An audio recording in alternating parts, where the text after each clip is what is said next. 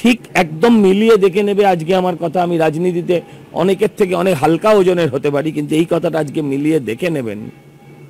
ঠিক বুদ্ধদেব বাবুর 235-30 যেমন ঘটনা ঘটেছিল, 26 সালে সেম ঘটনার পুনরাবৃত্তি হতে চলেছে।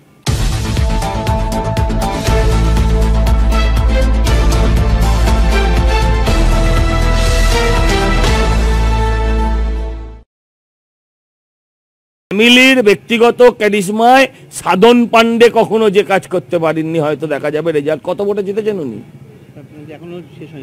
50,000 ভোটে সাধন পান্ডে কবার জিতেছে আমার সেটা বার করতে হবে। সম্ভবত কখনো জেতেনি।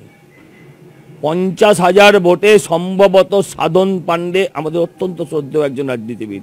আমি তার পক্ষে থাকি বিপক্ষে থাকি, যেখানে পান্ডে সম্বন্ধে খারাপ কথা বলতে গেলে তাকে পাপ করতে হয় হয়তো, কিন্তু সেই মানুষটা জিততে পারিনি। এরা কারা? আচ্ছা, সাধন পান্ডে 9 বছরে 9বার টার্মসে, মানে 45 বছরে যে কাজ করতে পারেনি, আপনি মনে করেন এরা 1.5 বছরে সেই কাজটা করে দেবে? সেই আশায় ভোট দিয়েছে লোকে? সেটাও তো হতে পারে না। আজকে সাধন পান্ডের আত্মা যদি থাকে, ওপর থেকে হাহাকার করছে। ওই তো বললাম, ওটা সেন্ট্রাল বাহিনীর ম্যাজিক ছিল। এখানে সেন্ট্রাল বাহিনী অকেজো ছিল, ওখানেও বিরাট কিছু সক্রিয় ছিল না, তাতেও কাজ হয়েছে, তাতে ওই রেজাল্ট। আর এবারে সেন্ট্রাল বাহিনী থাকলেও কার্যত অদৃশ্য ছিল, তার রেজাল্ট। আমি বলছি তো, যে বুথগুলোয়, যে বিধানসভাগুলোয় ওরা নিজেরা কয়েক হাজার ভোটে হেরেছে 1 মাস আগে, ওই প্রার্থীগুলোই আবার 1 মাস বাদে ওই বিধানসভা থেকে, মানে 1 মাস আগে যে মুকুটমণিকে ভোট দেয়নি, যে কিষাণ কল্যাণীকে ভোট দেয়নি, 1 মাস বাদে সেই লোকটাই আবার কিষাণ কল্যাণীকে ভোট দিচ্ছে। এই 1 মাসে কি কি ঘটনা ঘটেছে? এই 1 মাসে একটা আমরা জেসিবি দেখেছি, এই 1 মাসে একটা আমরা কুচবিহার দেখেছি, এই 1 মাসে আমরা একটা জয়ন্ত সিংহকে দেখেছি।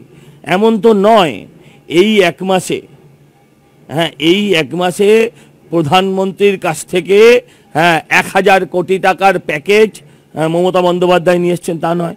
এই 1 মাসে 5.5 লক্ষ শূন্য পদ ভর্তি হয়নি। এই 1 মাসে সারদার আসামিদের ফাঁসি হয়নি। সারদার যে টাকা সাধারণ মানুষের হারিয়ে গেছিল, মানে চুরি হয়ে গেছিল, সেই সম্পত্তি ফেরত আসেনি। তাহলে এই 1 মাসে কি কারণে ভোট দিল? মানুষ তো ভোট দেয়নি।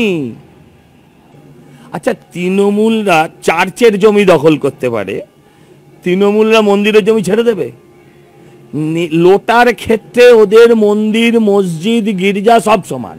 ওরা শুধু লুটতে এসছে, আর জানে বছর 1.5 এর মধ্যেই লাল লোটা লুটে লোটা কম্বল নিয়ে পালাতে হবে, কারণ এরপর মানুষ ওদেরকে লুটবে। ঠিক একদম মিলিয়ে দেখে নেবে আজকে আমার কথা। আমি রাজনীতিতে অনেকের থেকে অনেক হালকা ওজনের হতে পারি, কিন্তু এই কথাটা আজকে মিলিয়ে দেখে নেবেন। ঠিক বুদ্ধদেব বাবুর 235-30 যেমন ঘটনা ঘটেছিল, 26 সালে সেম ঘটনার পুনরাবৃত্তি হতে চলেছে। থাকবেই তো, থাকবে। এখন যা করা নজরদারি আছে, ওই টাকাটা আর পিসি ভাইপো নিয়ে বাড়ি চলে যেতে পারবে না, ওই টাকাটা আর নিজের নামে সাইফুন করতে পারবে না, এদিক ওদিক ঘুরিয়ে নিতে পারবে না। তো এখন টাকাটা খরচা করতে পারবে না, তো করবেও না, পারবেও না।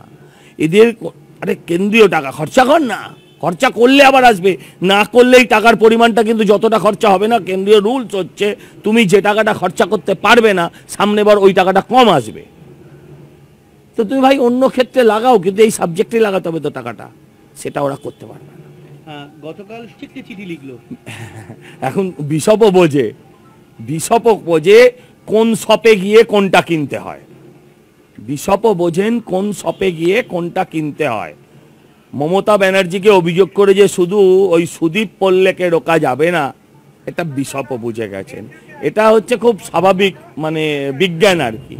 এবার আমি আপনাকে বলি, সেটা হচ্ছে যে এই যে চার্চের জমি, চার্চের জমিতে বিশপ, মানে হামলার জন্য বিশপকে নিরাপত্তা চাইতে হচ্ছে।